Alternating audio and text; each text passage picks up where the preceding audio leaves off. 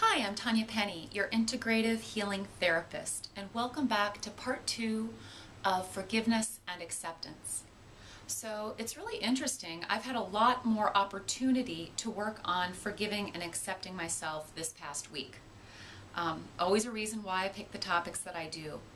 So I mentioned last time that I picked the topic because I've seen that I've fallen back into some patterns that are dysfunctional and do not serve me well. And what happens most of the time when we fall back into patterns or become aware of things that we don't like about ourselves, behaviors, etc., we tend to beat up on ourselves, get angry, shame ourselves, blame ourselves, etc. And what I find is that only keeps me stuck in doing that behavior, that pattern. It doesn't make me feel good at all, and I end up doing more of it. And it's just not productive. So today I want to talk a little bit about feelings and emotions and how those are messengers letting us know that there is something there that we need to forgive and accept ourselves for. So again, I had a situation with a friend that came up today/yesterday, and I made a decision that wasn't very good for me. That wasn't in integrity with who I want to be.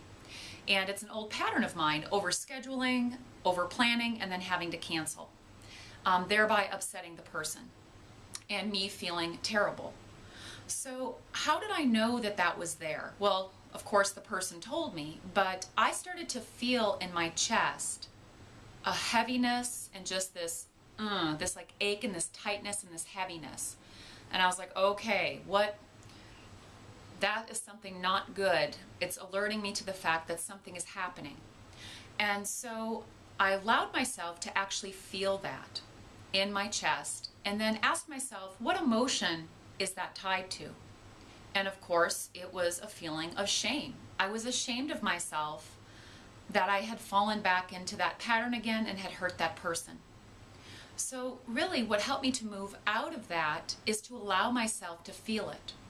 So my suggestion for you this week is to go ahead and take one of those situations that you wrote down last video, of something that you were blaming yourself for, you felt guilty or ashamed of, something you needed to forgive and accept yourself for. So take one of those situations and allow yourself to bring that up. Bring up that memory, eyes closed, sitting or lying down, and let yourself feel in your body where and how that feels. So is it tightness? Is it heaviness? Is there pain somewhere? And then when you do that, just let yourself feel it. And notice if there's an emotion that it's tied to. Anger, shame, guilt, whatever it might be. And just allow yourself to stay there feeling that for a little bit. And then I want you to think of a time when you were forgiving or accepting of yourself or another person, and invite that memory in. And let in the forgiveness and the acceptance, and notice how your body feels when you do that, when you hold that forgiveness and acceptance. And go back and forth and do that several times, holding the memory that causes the anger, the shame, the guilt, and then going to the opposite, thinking of that memory of when you were forgiving or accepting of yourself or another person, and feel that in your body.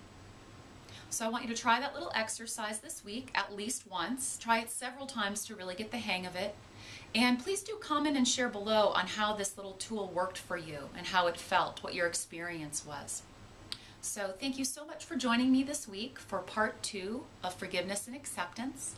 I'm Tanya Penny, and if you want more healing and transformation programs, please visit me at tanyapenny.com. Thank you. Have a great week.